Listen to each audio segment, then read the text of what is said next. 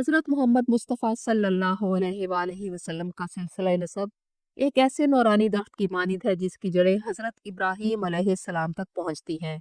हज़रत इब्राहीम के फर्जंद हज़रत इस्माईल अलैहिस्सलाम को अल्लाह ताला ने 12 बेटों से नवाजा और उनकी औलाद में इतनी बरकत रखी कि उनकी नस्ल पूरे हिजाज में फैल गई। उनके एक बेटे केदार की औलाद में अदनान पैदा हुए।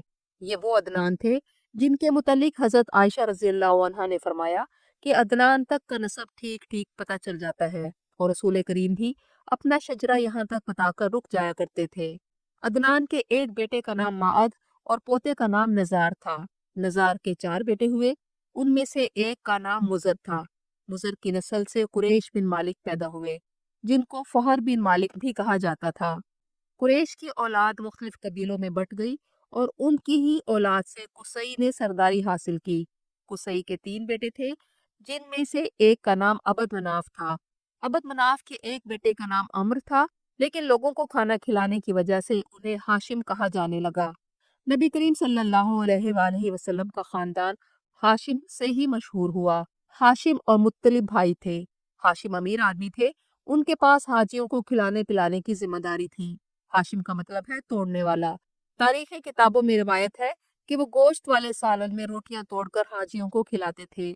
एक मर्तबा तिजारत के सिलसिले में हाशिम शाम की तरफ गए तो मदीना रास्ते में पड़ता था। आप कुछ दिन वहां रुके और कबीला बनु नजार के एक सरदार की बेटी सलमा बिनते आमरू से शादी कर ली और सोचा वापसी पर बीवी सलमा को अपने साथ मक्का ले जाएंगे। लेकिन जब शाम पहुंचे तो वहां पहुंचकर हाशिम की वफात हो गई। इस बात को कई महीने गुजर गए और सलमा के यहाँ एक बेटे की पैदाइश हुई। उस बच्चे के सर के दरमियान कुछ सफेद बाल थे, इसलिए उसे शीबा कहा जाने लगा। ये बच्चा कई साल तक अपनी माँ के साथ मदीना में रहा और उस वक्त तक हाशिम के खानदान को इस बच्चे का पता न था। जब मुत्तलिब को अपने इस भतीजे का पता चला तो वो इसे लेने खुद मदीने गए। बच्चे की वालदा सलमा ने ये सोचकर कि इसकी परवरिश अच्छी होगी और ये सरदारों के साथ पलेगा, बच्चे शीबा को उसके चचा मुत्तलिब के साथ मक्का जाने की इजाजत दे दी।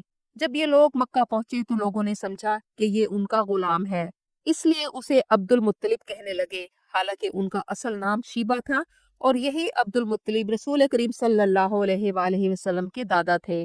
नबी करीम सल्लल्लाहु अलैहि वसल्लम की पैदाइश से बहुत पहले जमजम के कुएं के बारे में लोग भूल चुके थे कि ये कहाँ है। हजरत अब्दुल मुत्तलिब बयान करते हैं कि मैं हिजरे अस्वद के मकाम पर सोया हुआ था कि ख्वाब में मेरे पास एक आदमी आया और कहा कि तैयबा को खोदो। मैंने उससे पूछा कि तैयबा क्या है, तो उसने कोई जवाब ना दिया और चला गया। दूसरी रात फिर ख्वाब में आया और कहा कि बर्रा को खोदो। मैंने फिर पूछा कि बर्रा क्या है, तो वो फिर जवाब दिए बगैर चला गया। फिर तीसरी रात ख्वाब में आकर कहा मदनूना को खोदो और मेरे पूछने पर जवाब दिए बगैर चला गया। लेकिन चौथी रात उसने ख्वाब में आकर मुझे हुक्म दिया कि जमजम को खोदो। मैंने पूछा जमजम क्या है, तो उसने जवाब दिया कि जमजम वो है जिसका पानी कभी खत्म नहीं होता, जो बड़े बड़े मजमों को सैराब करता है। मैंने पूछा ये कहाँ है, उसने कहा कि जहाँ गंदगी और खून पड़े हैं, जहाँ नाइला और असाफ के बुतों के दरमियान चूहियों ने घर बना रखे हैं, और जब तुम वहां जाओगे तो तुम एक कौवा देखोगे जो ठूंगे मार रहा होगा। अगले दिन अब्दुल मुत्तलिब अपने बेटे को लेकर इन दोनों बुतों की जगह पर जा पहुंचे। उनके बेटे का नाम हारिस था। इन दोनों बुतों के दरमियान लोग अपने जानवरों की कुर्बानी दिया करते थे और वहां एक कौवा बैठा ठूंगे मार रहा था। जब अब्दुल मुत्तलिब को ये निशानियां नजर आई तो उन्होंने उस जगह की खुदाई शुरू कर दी। कुरैश के लोग आ गए और झगड़ने लगे कि उनके माबूदों के पास गड्ढे मत खोदो, लेकिन अब्दुल मुत्तलिब ने खुदाई जारी रखी और जल्द ही उन्हें जमजम कुएं के आसार नजर आने लगे। उन्होंने कहा कि यही इस्माइल का कुआं है। और जब कुरैश ने देखा कि वाकई उन्हें कुआं मिल गया तो उन्होंने कहा कि इस पर हमारा भी हक है, क्योंकि ये हमारे भी आबाओ अजदाद का है। ये झगड़ा काफी दिन चला, यहाँ तक कि अब्दुल मुत्तलिब और कुरैश के दरमियान एक फैसला हुआ कि हम शाम के पहाड़ों में रहने वाली काहिना के पास जाते हैं, वो हमारे इस झगड़े के दरमियान फैसला करेगी। लेकिन रास्ता बहुत तवील था और सहरा में पानी का नामो निशान तक न था और उनका पानी खत्म हो गया। फिर अचानक अब्दुल मुत्तलिब का ऊंट खड़ा हुआ, देखा तो वहां पानी उबल उबल कर निकल रहा था। कुछ और निशानियां भी देखी और फिर कहा कि हम तुम्हारे हक में दस्तबरदार होते हैं, और सब काहिना को मिले बगैर वापस आ गए। खुदाई के दौरान उन्हें सोना, चांदी, जिरहें, तलवारें मिलना शुरू हुई। खजाने को देखकर फिर कुरैश ने अब्दुल मुत्तलिब से झगड़ा शुरू कर दिया। हजरत अब्दुल मुत्तलिब ने एक मन्नत मान ली کہ اے اللہ میرے لیے زمزم کی کھدائی کو آسان کر دے تو میں اپنا ایک بیٹا تیری راہ میں قربان کروں گا۔ کھدائی کے دوران عبد المطلب کو جو چیزیں ملی ان میں سونا، چاندی، تلواریں اور زرہیں تھیں۔ سونے کے بنے 2 ہرن ملے۔ ان تلواروں کو پگھلا کر عبد المطلب نے دروازہ بنوایا اور دونوں ہرنوں کو اس دروازے میں فٹ کروا دیا، اور جو چیزیں ملی ان سے حاجیوں کی خدمت کا بندوبست کیا۔ زمزم کی کھدائی پوری ہوئی تو عبد المطلب کو خواب آیا کہ منت پوری کرو، بیٹوں میں سے ایک بیٹے کو قربان کرو۔ عبد المطلب بہت پریشان ہوئے، بیٹے کو قربان کرنا کوئی چھوٹی بات نہ تھی۔ انہوں نے اپنے 10 بیٹوں کو جمع کیا اور کہا مجھے ایک کو ذبح کرنا ہے۔ فیصلہ ہوا کہ قرعہ اندازی کی جائے۔ قرہ سب سے چھوٹے بیٹے عبداللہ کے نام نکلا۔ عبد المطلب کو عبداللہ سے بہت پیار تھا کیونکہ وہ سب سے چھوٹے تھے، اور جب آپ منت پوری کرنے لگے تو آپ کے دوسرے بیٹے عباس نے عبداللہ کو اپنی طرف کر لیا۔ قریش بھی اکٹھے ہو گئے اور کہا کہ اس طرح بیٹوں کی قربان کرنے کا رواج پڑ جائے گا۔ اس وقت فدیے کے طور پر 10 اونٹ ذبح کیے جاتے تھے۔ قرعہ بار بار نکلتا رہا اور حضرت عبد المطلب 10 اونٹ بڑھاتے گئے، یہاں تک کہ جب 100 اونٹ پورے ہو گئے تو پھر قرعہ اونٹوں کے نام نکلا۔ عبد المطلب نے 3 بار قرعہ ڈالا اور تینوں بار اونٹوں کے نام نکلا، تو حضرت عبد المطلب نے 100 اونٹ ذبح کیے اور اونٹوں کی قربانی دی۔ پورے مکہ اور قریبی لوگوں کو بلایا گیا، سب جانداروں نے گوشت کھایا۔ اس لیے رسول اللہ صلی اللہ علیہ وآلہ وسلم نے فرمایا کہ میں 2 قربانیوں کی اولاد ہوں، حضرت ابراہیم کے بیٹے اسماعیل اور عبد المطلب کے بیٹے عبداللہ کی قربانی کی۔ جس سال آپ صلی اللہ علیہ وآلہ وسلم پیدا ہوئے وہ عام الفیل تھا۔ یہ سال 571 عیسوی تھا، جب یمن کے ایک بادشاہ جس کا نام ابرہہ تھا، اس نے سینا میں ایک گرجا تعمیر کروایا تاکہ عربی لوگ مکہ کی بجائے وہاں جا کر حج کریں اور اس کے ذریعے وہ مال کمائیں، لیکن عربوں کو یہ بات منظور نہ تھی اور ایک کنعانی نے اس گرجے میں گندگی پھیلا دی، جس پر ابرہہ سخت غضبناک ہوا اور قسم اٹھائی کہ وہ بیت اللہ کو گرا کر دم لے گا۔ اس نے لشکر تیار کیا اور بڑے بڑے ہاتھی لے کر مکہ کی طرف روانہ ہوا۔ اس وقت مکہ کے سردار حضرت عبد المطلب تھے۔ عبد المطلب نے کہا کہ بیت اللہ کا مالک اللہ ہے، اللہ اپنے گھر کی خوب حفاظت کرے گا، اور کچھ سرداروں کے ساتھ پہاڑی پر چلے گئے۔ ابرہہ اپنی فوج کے ساتھ مکہ پہنچا تو اللہ کے حکم سے لاکھوں کی تعداد میں پرندوں کے جھنڈ نمودار ہوئے، جن کے پاس 3 کنکریاں تھیں۔ انہوں نے ابرہہ کے لشکر پر پتھر برسانا شروع کر دیے، جسے بھی یہ پتھر لگتا اسے ہلاک کر ڈالتا۔ اس طرح ابرہہ کے لشکر کو ابابیل جیسے چھوٹے پرندے نے ہلاک کر دیا، اور اس واقعے کو اللہ تعالیٰ نے قرآن مجید میں بیان کیا۔ عبد المطلب کے سب سے چھوٹے بیٹے عبداللہ سب سے زیادہ خوبصورت اور پاک دامن تھے۔ ان کی شادی قریش کے قبیلہ بنو زہرہ کی حضرت آمنہ بنت وہب سے 18 سال کی عمر میں ہوئی۔ نکاح کے کچھ عرصہ بعد آپ تجارتی سفر پر شام گئے اور واپسی پر یثرب یعنی مدینہ میں بیمار ہو گئے، اور جب تجارتی قافلہ مکہ واپس آیا اور عبد المطلب کو بتایا کہ عبداللہ بیمار ہے اور اپنے ننیال کے پاس مدینہ میں ہے، تو حضرت عبد المطلب نے اپنے بیٹے زبیر کو انہیں لینے بھیجا، لیکن جب وہ مدینہ پہنچے تو حضرت عبداللہ وفات پا چکے تھے، جبکہ آپ صلی اللہ علیہ وآلہ وسلم ابھی اس دنیا میں تشریف نہیں لائے تھے۔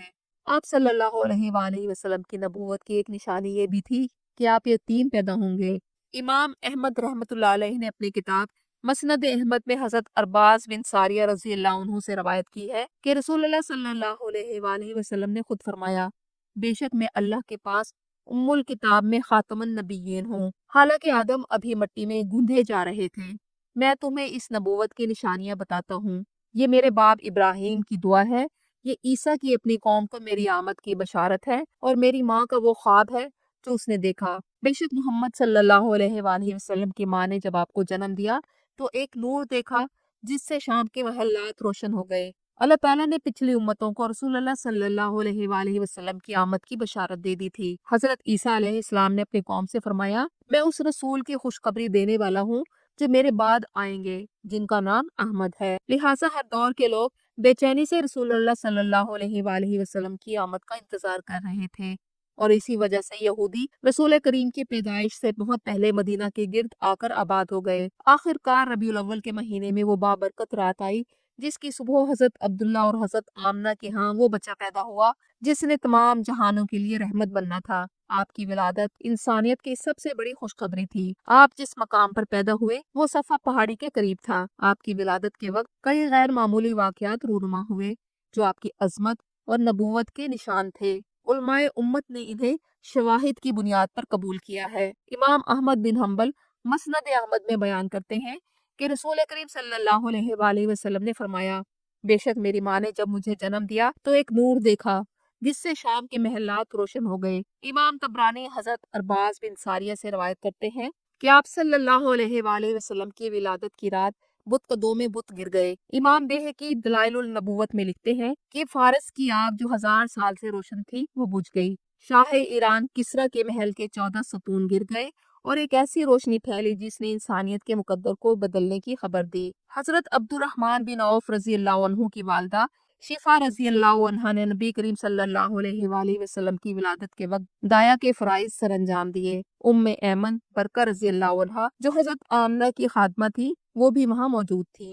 آپ کی پیدائش کی خبر صوبیہ رضی اللہ عنہ نے حضرت عبد المطلب کو دی۔ آپ ابو لہب کی لونڈی تھی۔ ابو لہب نے خوشی میں آپ کو آزاد کر دیا اور بعد میں آپ نے نبی کریم صلی اللہ علیہ وآلہ وسلم کو دودھ بھی پلایا۔ حضرت عبد المطلب خبر ملتے ہی اپنے پوتے کو دیکھنے کے لیے بنو ہاشم کے اس گھر میں پہنچے جہاں پر حضرت آمنہ موجود تھی۔ پوتے کو گود میں لے جا کر خانہ کعبہ لے گئے، اللہ کا شکر ادا کیا اور بچے کا نام محمد رکھا۔ یہ نام عرب میں بالکل نیا تھا۔ لوگوں نے آپ سے پوچھا کہ یہ نام کیوں رکھا؟ انہوں نے جواب دیا کہ میں چاہتا ہوں کہ میرا پوتا زمین اور آسمان میں تعریف کیا جائے۔